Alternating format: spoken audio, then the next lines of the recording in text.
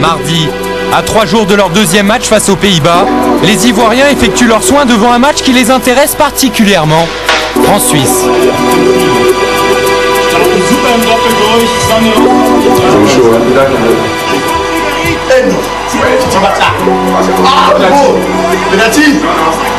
On a vu deux équipes qui avaient un peu peur de se livrer et tout, mais bon. Le résultat, il a un match nul, ils sont quand même bien. Puis bon, il y a d'autres matchs qui arrivent, je pense que ça devait bien se passer pour ces deux équipes.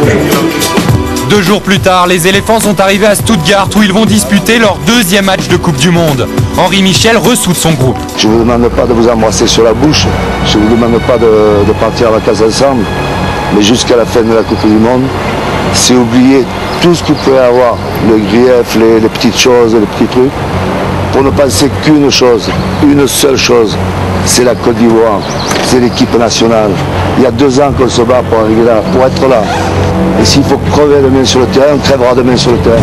Je pense qu'on a encore notre destin entre nos mains. Demain, il va falloir gagner, quoi. Il va falloir gagner et c'est possible. Jour J, à 3 heures du match, dernier discours d'Henri Michel avant le départ pour le stade. Quoi qu'il arrive aujourd'hui, on est tous sur le même bateau. Où il coule, où il flotte. En ce qui concerne l'enjeu du match, vous le connaissez tous.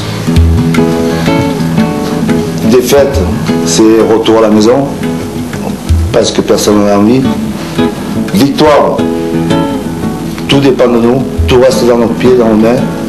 Nous sommes les maîtres de notre destin. Et un match nul hypothéquerait également les chances de qualification. Les éléphants n'ont donc qu'un seul objectif en arrivant au stade de Stuttgart, la victoire.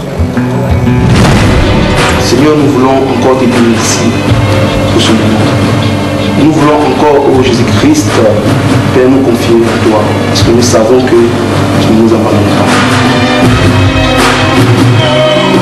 Bien conditionnés, les éléphants réussissent une bonne entame. Un premier quart d'heure qui aurait mérité un but, comme sur cette action où l'arbitre colombien n'accorde pas de pénalty à Eboué, pourtant retenu par Van Bronckhorst. 23e minute, première occasion hollandaise. Au commentaire, Arsène Wenger. Au coup franc, Van Persie, joueur d'Arsenal. Si celui qui frappe, il a enroulé fort dans le coin du gardien. Arsène Wenger a vu juste. Van Persie ouvre le score et les Hollandais en 4 minutes vont montrer aux Ivoiriens ce qui leur manque, le réalisme. 27e minute, Robben lance Van Nistelrooy, 2-0. Parti à la limite du hors-jeu, le buteur de Manchester United porte un coup au moral des Ivoiriens. Comme contre l'Argentine, les hommes d'Henri Michel sont menés 2-0. Mais leur réaction est plus rapide. Drogba tente et remet ses coéquipiers en confiance à l'image de Zokora. La frappe de Zokora sur le poteau. Planiqué. Après le manque de réalisme, le manque de réussite. Mais 5 minutes plus tard, Baki Koné accélère et décoche une frappe croisée imparable. La frappe de Baki et le superbe but. Le but du Niçois Baki Koné redonne espoir aux Ivoiriens qui auraient même pu égaliser avant la mi-temps. Drogba intercepte. Les Ivoiriens ont un bon 2 contre 1 à jouer. Action avortée. Les Pays-Bas mènent 2-1 à la mi-temps. On a des attaquants, on va les mettre au fond. Attendez les gars, soyons solides derrière d'abord. Hein. Car les Hollandais peuvent marquer à tout moment. Première frappe de Robben qui récupère et transmet à Van Nistelrooy. Seconde frappe contrée par Kolo Touré.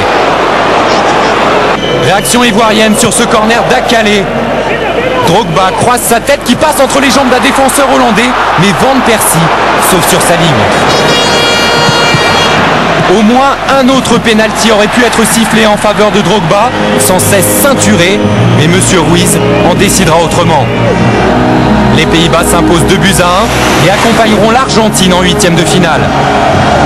Éliminés, les Ivoiriens joueront sans Drogba suspendu leur 3e match face à la Serbie-Monténégro pour l'honneur et pour apprendre encore. Les boules, ça va passer. C'est dans ces moments-là qu'on voit les vrais hommes. C'est dans ces moments difficiles qu'un groupe se forme. Maintenant, on essaiera de se qualifier pour la prochaine Coupe du Monde.